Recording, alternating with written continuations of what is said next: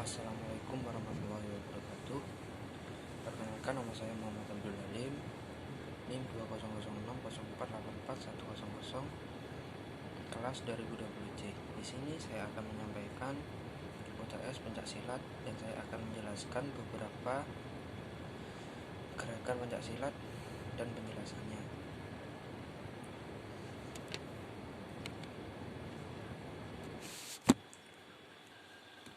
Saya akan menjelaskan paket 1, bab 1, gambar 1 sampai 6. Sikap yang pertama adalah sikap tegak.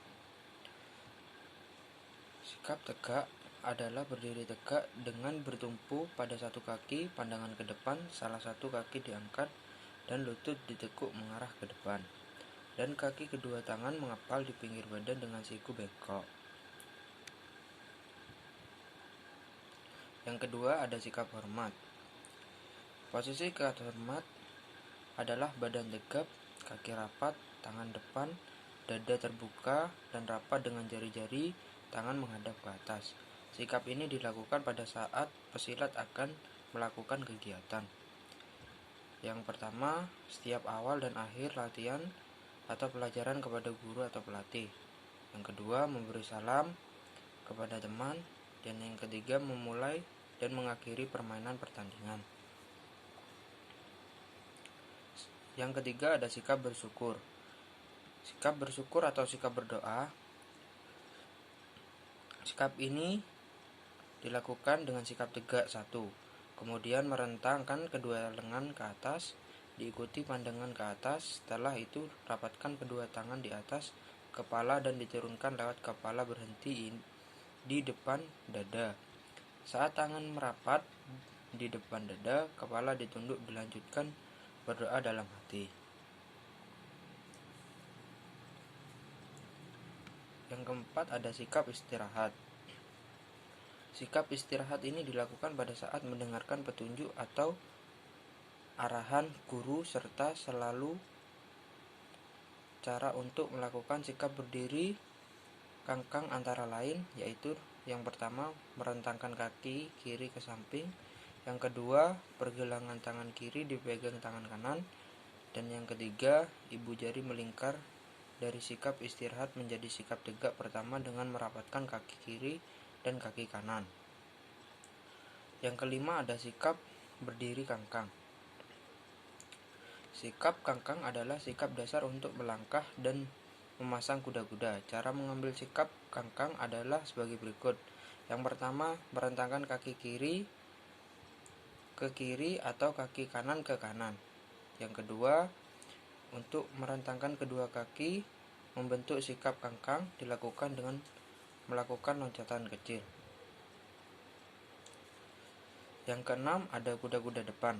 Cara melakukan gerakan kuda-kuda depan adalah dengan melakukan posisi berdiri dengan kaki di depan belakang. Bab 2, saya akan menjelaskan gambar 7 sampai 16. Gambar 7 terdapat arah penjuru mata angin. Dalam pencaksilat ada disebut dengan 8 penjuru mata angin atau yang dikenal dengan arah langkah. Untuk melakukan arah langkah adalah dimulai dari titik berdiri atau titik fokus, kemudian melangkah ke belakang, dan selanjutnya melangkah mengikuti arah jarum jam. Yang ke-8 ada kuda-kuda belakang. Kuda-kuda belakang merupakan kebalikan dari kuda-kuda depan. Hanya saja kaki ditekuk ke arah yang berbeda.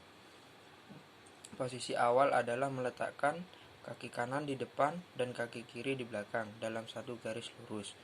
Kemudian tekuk kaki belakang sedangkan kaki depan agak diluruskan dan ditumpulkan berat badan pada kaki belakang.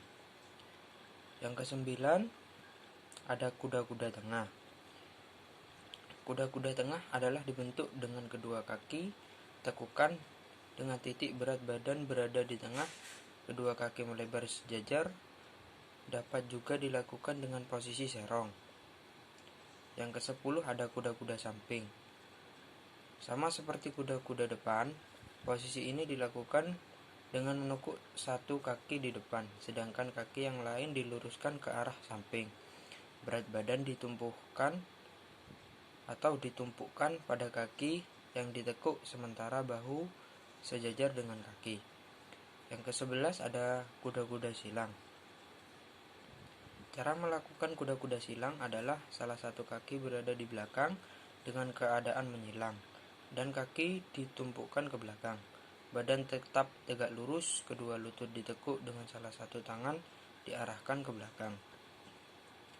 Yang ke-12 ada sikap jongkok. Sikap jongkok merupakan sikap yang mencakung dengan pantat duduk pada ujung kedua tumit, kemudian pinggang, punggung, leher, dan kepala tegak lurus disertai dengan pandangan mata ke depan. Keseimbangan harus dijaga dengan baik. Telapak tangan diletakkan di atas lutut masing-masing, tetapi kewaspadaan dan kesiagapan tetap dijaga dari kaki, otot-otot bahu, tungkai bawah sendiri lutut, sendi bahu juga dilatih. Yang ke-13 ada sikap duduk. Cara melakukan sikap duduk yakni badan dan kepala tegak, pandangan lurus ke depan, jadi tetap sederhana, gagah, dan anggun.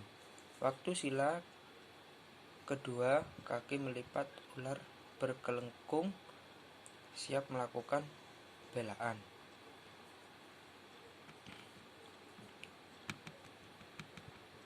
Yang ke-14 ada sikap berbaring. Sikap berbaring biasanya dilakukan oleh petarung pencak silat ketika bertahan dari serangan lawan dan dalam kondisi terpojok. Jadi, ketika terjatuh, kita tetap bisa membela diri dan membalikkan keadaan.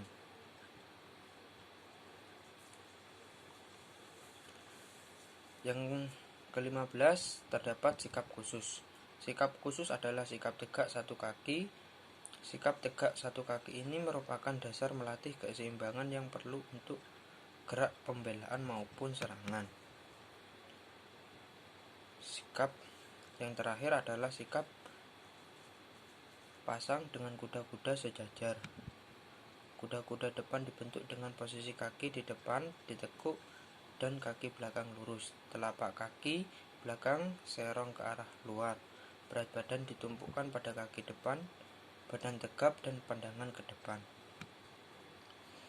Ya, sama halnya di sini bab 3 terdapat gambar 8 sampai 13. Sudah kita bahas di bab 2, tetapi saya akan menjelaskan kembali.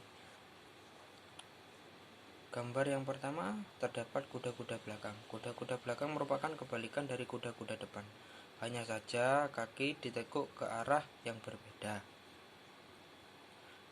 Kemudian ada kuda-kuda tengah. Kuda-kuda tengah adalah dibentuk dengan kedua kaki ditekukkan dengan titik berat badan berada di tengah. Kedua kaki melebar sejajar, dapat juga dilakukan dengan posisi serong. Selanjutnya terdapat kuda-kuda samping. Sama sepertinya kuda-kuda depan, posisi ini dilakukan dengan menekuk satu kaki di depan, sedangkan kaki yang lain diluruskan ke samping. Selanjutnya ada kuda-kuda silang. Cara melakukan kuda-kuda silang adalah salah satu kaki berada di belakang dengan keadaan menyilang dan kaki ditumpukkan ke belakang. Badan tetap tegak lurus, kedua lutut ditekuk dengan salah satu tangan diarahkan ke belakang. Selanjutnya ada sikap jongkok. Sikap jongkok merupakan sikap yang mencangkung dengan pantat duduk pada ujung kedua tumit, kemudian pinggang, punggung, leher, dan kepala tegak lurus disertai dengan pandangan mata ke depan. Dan yang terakhir ada sikap duduk. Ya, sudah kita bahas sikap duduk, yakni badan dan kepala tegak, pandangan lurus ke depan, jadi tetap sederhana, gagah, dan anggun. Itu saja yang bisa saya jelaskan tentang beberapa gerakan dan penjelasannya. Terima kasih, kurang lebihnya mohon maaf. Wabillahi taufiq wal hidayah. Wassalamualaikum warahmatullahi wabarakatuh.